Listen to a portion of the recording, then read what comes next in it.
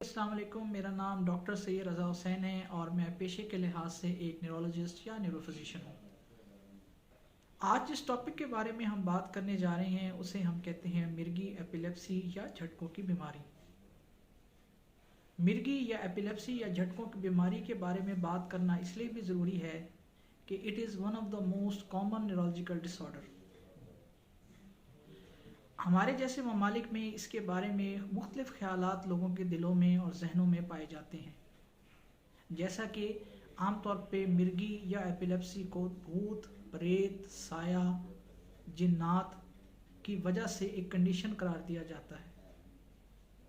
حالانکہ جسم کی باقی بیماریوں کے ساتھ ساتھ یہ دماغی بیماری کا نام ہے، جس میں دماغ کے خلیوں کے درمیان جو برقی اخراج ہے وہ انتہائی زیادہ ہو جاتا ہے اور جسم مختلف کنڈیشن سے گزرتا ہے، جس میں بعض اوقات جسم کا حصے میں اکڑاؤ پیدا ہو جاتا ہے یا پورے جسم میں اکڑاؤ پیدا ہو جاتا ہے، جھٹکے لگنا شروع ہو جاتے ہیں، اور بعض اوقات انسان کھڑے کھڑے گر جاتا ہے، اور بعض اوقات جسم کے ایک حصے میں برق رفتار جھٹکے لگنا شروع ہو جاتے ہیں جو کہ چند سیکنڈ لاس کرتے ہیں، اور بعض اوقات ایسی کنڈیشن آتی ہے کہ جس کے اندر کوئی بچہ مسلسل گھورنا شروع ہو جاتا ہے اور اس دوران اس کا دنیا کے ساتھ کانٹیکٹ ختم ہو جاتا ہے۔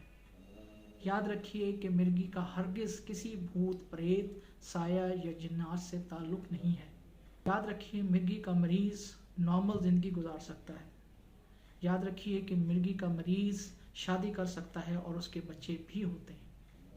یاد رکھیے کہ مرگی کے مریض کی پراپر نگہداشت اور ٹریٹمنٹ سے مرگی کا مریض نارمل زندگی گزارتا ہے۔ میرا یہ پیغام آپ خود بھی سنیے اور لوگوں تک شیئر بھی کیجیے۔ اپنا اور اپنے آس پاس کے لوگوں کا بہت خیال رکھیے گا۔ ڈاکٹر سید رضا حسین الرازی ہاسپٹل لاہور سے آپ سے اجازت چاہتا ہوں۔ خدا حافظ۔